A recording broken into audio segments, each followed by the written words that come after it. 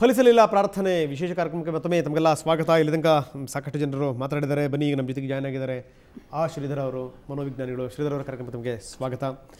ಒಟ್ಟಾರೆ ಘಟನೆಗಳೆಲ್ಲದನ್ನು ಕೂಡ ಗಮನಿಸ್ತಾ ಇದ್ದೀರಿ, ಏನು ಅನಿಸುತ್ತೆ ನಮಗೆ? ಇದು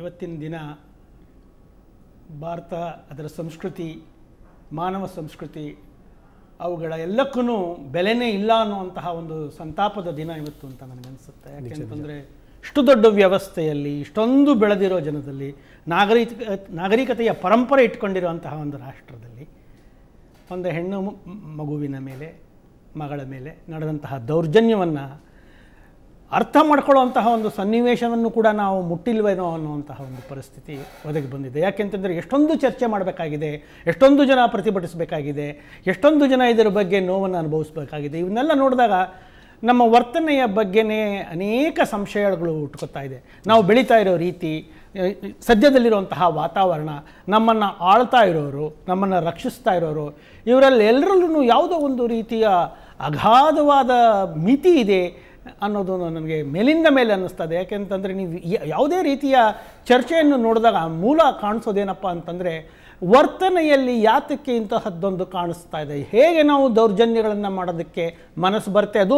ಅದು ದೊಡ್ಡ ದೊಡ್ಡ ನಗರಗಳಲ್ಲಿ ಒಟ್ಟೊಟ್ಟಿಗೆ ಜನ ಸೇರಿಕೊಂಡು ಒಬ್ಬೊಬ್ಬ ಮಹಿಳೆ ಮೇಲೆ, ಏಕಾಂಗಿಯಾಗಿರುವಂತಹವ್ರ ಮೇಲೆ, ಒಂದು ವ್ಯಕ್ತಿ ಮೇಲೆ ನಡೆಯುವಂತಹ ದೌರ್ಜನ್ಯಗಳನ್ನು ಖಂಡಿತವಾಗಿಯೂ ಕೇವಲ ಇದು ಅಮಾನವೀಯ ಅನ್ನೋದಕ್ಕಿಂತ ಹೆಚ್ಚಾಗಿ ಇಲ್ಲೆಲ್ಲೋ ಯಾವುದೋ ಒಂದು ರೀತಿಯ ಸುರಕ್ಷತೆ ಅವರಲ್ಲಿದೆ. ಇಂತಹ ಒಂದು ದೌರ್ಜನ್ಯ ನಡೆಸೋರ ಮನಸ್ಸಿನಲ್ಲಿ ಭಾಳ ದೊಡ್ಡ ಶಕ್ತಿ ಇದೆ.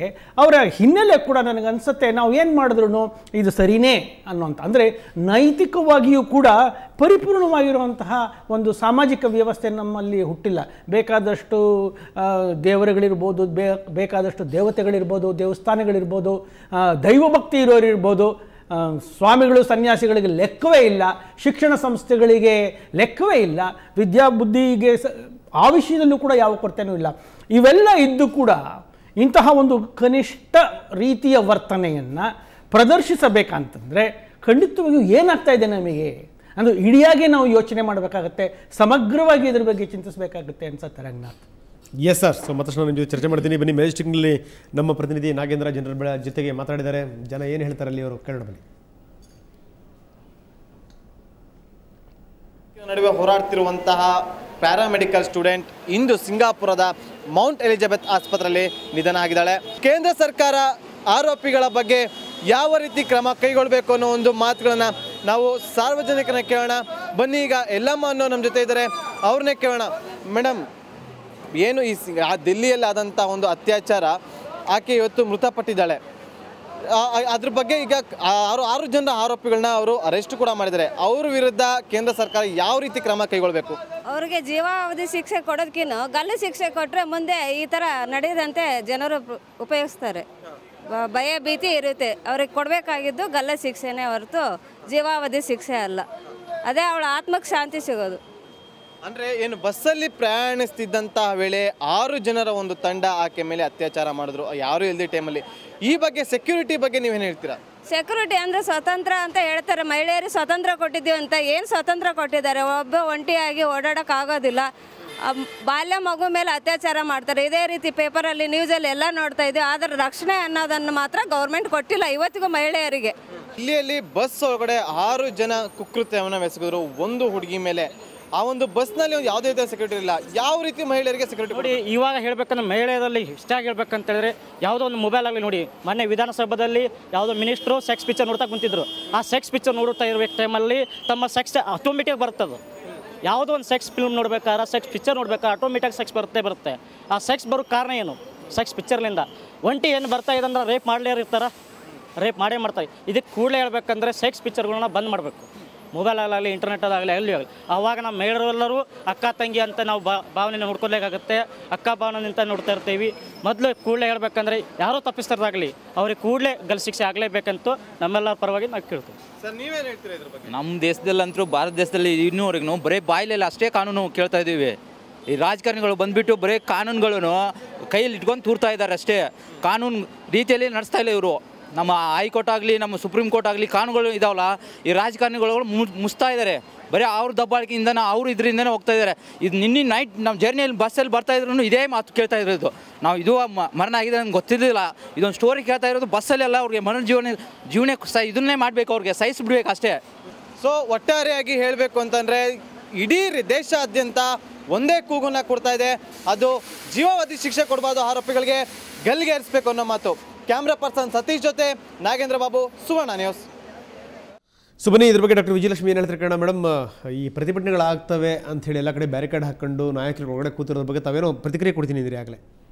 ನೋಡಿ, ಈಗ ಇಡೀ ಎಲ್ಲನೂ ಕೊಳ್ಳೆ ಹೊಡೆದು ಹೋದ್ಮೇಲೆ ಕೋಟೆ ಬಾಗಿಲು ಮುಚ್ಚಿದ್ರು ಅನ್ನೋ ಹಾಗೆ ಇಡೀ ದೇಶದ ಒಂದು ಮರ್ಯಾದೆನೇ ಹರಾಜಿಡಿದು ಹೋಗಿ ಆ ಯುವತಿ ಸತ್ತಾಗ ಇವರು ತಮ್ಮ ಅಂದರೆ ಪ್ರಧಾನಿ ಮನೆ ಮುಂದೆ, ಹೋಮ್ ಮಿನಿಸ್ಟರ್ ಮನೆ ಮುಂದೆ ಯಾರು ಸಮಾಜಕ್ಕೆ ಒಂದು ಪ್ರೊಟೆಕ್ಷನ್ ಕೊಡಬೇಕು ಅವ್ರಿಗೆ ಸೆಕ್ಯೂರಿಟಿಗೆ ಇಷ್ಟೊಂದು ಜನರನ್ನ ಇಟ್ಟಿದ್ದಾರೆ, ಪೊಲೀಸ್ನವ್ರನ್ನಿಟ್ಟು ಯಾರು ಪ್ರತಿಭಟನೆ ಮಾಡದೇ ಇರಲಿ ಅಂತ.